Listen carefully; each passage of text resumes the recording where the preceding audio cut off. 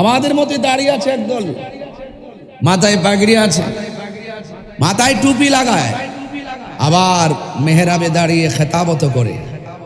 কিন্তু দেখা যায় এজিদের পরে রহমতুল্লাহ আলাই শব্দ ব্যবহার করে। কি বুঝলেন? তাহলে বোঝা গেল দাড়ি টুপি পাগড়ি কারবালার মাঠের এক শ্রেণীর মাথায়ও ছিল, মুখেও ছিল। এই মুনাফিকরা দাড়ি টুপি পাগড়ি, ফুরাতের পানি দিয়ে ওযু গোসল, জামাতের সাথে নামাজ সব আদায় করার পরও তারা মুসলমান না। কেন?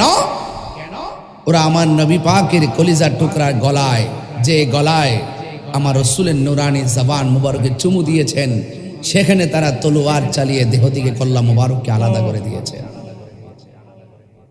ওই এজিদ প্রীতি যাদের রয়েছে, 1400 বছর আগের এজিদ প্রীতি এখনো বাংলাদেশে দেখা যায়। এদেরকে চিনে রাখতে হবে।